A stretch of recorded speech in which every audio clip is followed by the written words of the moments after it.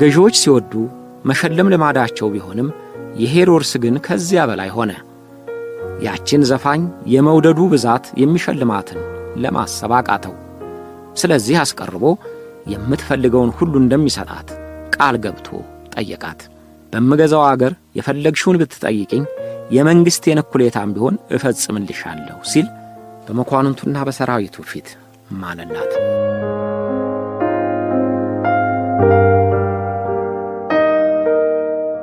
ዘፋኟ ተልኮዋን ለመፈጸም ባዘጋጀችው ወጥመድ ሄሮድስ ሰተት ብሎ ገባላት።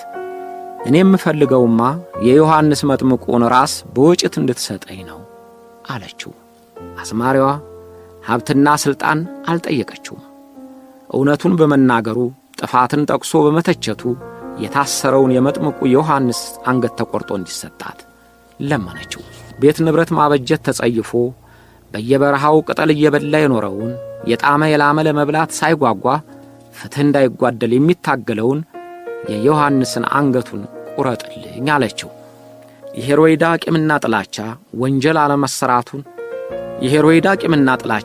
ወንጀል አለመስራቱን ራሱ ንጉሡ ለሚያምንለት ለመጥምቁ ዮሐንስ አንገት መቀንጠስ ምክንያት ሆነ።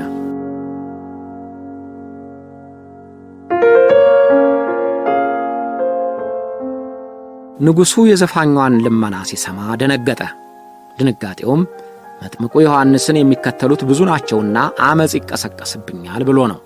ነገር ግን ደንግጦ የአዝማሪዋን ጥያቄ አልገፋም። እሷን ከማስከፋት የመጥምቁ ዮሐንስን አንገት እንዲቆረጥ መፍረዱ የተሻለ ሆኖ ታየው። ጥፋቱ ሳይነገረው፣ ችሎት ሳይቀርብ፣ ፍርድ ሳይታይለት አንገቱ እንዲቆረጥ ንጉሥ ሄሮድስ ወሰነበት። አንገት ቆራጮቹ ባለወጎች መቆረጫቸውን ይዘው በዚያው በቤተ መንግሥቱ ግቢ ወደሚገኘው መታሰሪያው ክፍል ሄዱ። በሃይማኖት መጻሕፍት ላይ ዮሐንስ አንገቱ ተቆርጦ እንደሚገደል ስላወቀ ገዳዮቹ ሲመጡ አንገቱን ከታሰረበት ክፍል ፉካ ብቅ አድርጎ ጠብቋቸዋል ይላሉ። በማንኛውም መንገድ ቢሆን ወታደሮቹ ትእዛዛቸውን ፈጽመዋል። የመጥምቁ ዮሐንስን አንገት ቆረጡት። አንገቱን ቆርጠው በወጭት ወይም በሳህን አድርገው ለአዝማሪዋ ሰጧት። ዘፋኟም ተልኮውን ለሰጠቻት ለእናቷ ለሄሮይዳ የዮሐንስን የተቆረጠ ራስ ሰጠቻት።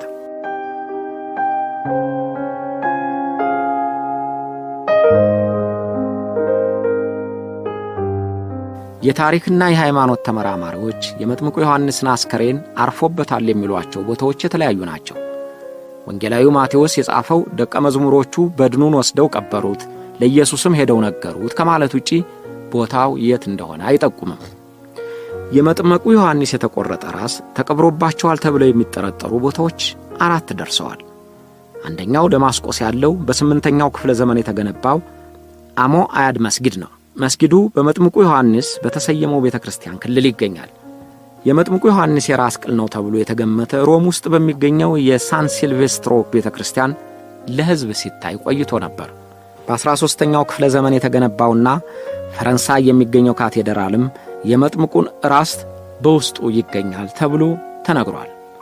የራስ ቅሉ ወደዛ ቦታ የሄደውም በ1206 ዓ.ም ከቱርክ መሆኑ ተጠቅሷል። በጀርመኗ ሚኒክም በሬዚደንታ ሙዚየም የመጥምቁ የራስ ቅል እንደሚገኝ ተጽፏል። ቅሪቱ የተሰበሰበው በ16ኛው ክፍለ ዘመን ነው ተብሏል።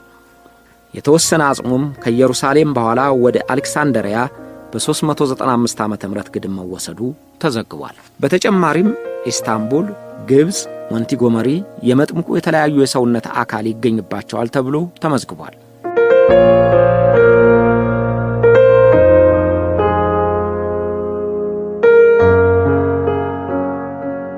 በ1995 ዓ.ም ግድም ጊዜ ወስደው ምርምር ያደረጉት የቡልጋሪያ አርኪኦሎጂስቶች በመካከለኛው ክፍለ ዘመን በተሰራው የቡልጋሪያ ቅዱስ ዮሐንስ ገዳም ጥንታዊ አጽም ማግኘታቸውን ይፋ አድርገዋል።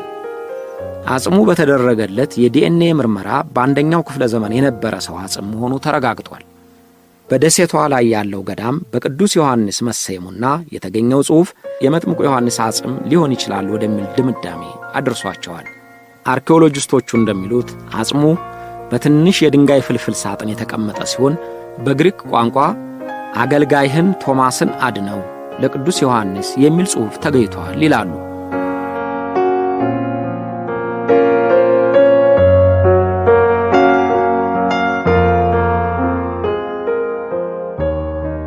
የመጥምቁ ዮሐንስ ራስ ግን በክንፍ እየበረረች ስታስተምር ኖራ ሚያዝያ 15 ቀን በአረቢያ ምድር አርፋ ተቀበረች ይላል የክርስቲያኖች መጽሐፍ። ከብዙ ዓመታት በኋላም ያረፈበት ታውቆ በየካቲት 30 ቀን ከተቀበረበት ወጥቶ ድጋሚ መቀበሩን በገድለ ዮሐንስ ላይ ተመልክቷል። የመጥምቁ ዮሐንስ ቀብር በቤዛናይት ቤተ ክርስቲያን ከነበረውና በኋላ ወደ መስጊድ በተለወጠው ቦታ መቀበሩንም የሚያምኑ አሉ። አሁን በዌስት ባንክ ግዛት ሰባሳሺ አካባቢ የሚገኘው መስጊድ ናቢ ያህያ ተብሎ ተሰይሟል። ናቢ ያህያ ማለት መጥምቁ ዮሐንስ እንደማለት ነው። በመስጊዱ ግቢ የዮሐንስ መታሰቢያ የሆነው ቅዱስ ቦታ በ322 ዓመተ ምህረት መገንባቱን የታሪክ ተመራማሪዎች ጠቁመዋል። እርግጠኝነታቸውን የሚጠራጠረውም ብዙ ነው። ስለዚህም እኔም የመጥምቁ ዮሐንስ ቀብር እዚህ ቦታ ነው ብዬ አረጋግጬ ልነግራችሁ አይቻለኝም። አጽሙ የትም ተቀበረ የትም የመጥምቁ ዮሐንስን ክብር አላጎደለውም። ክርስቲያኖች መጥምቁ ዮሐንስን በቅድስና ከማክበር አላገዳቸውም። በየዓመቱም በሚከበረው የጥምቀት በዓል የቅዱስ ዮሐንስን ስም ከፍ አድርገው ይጠራሉ። ገዢዎች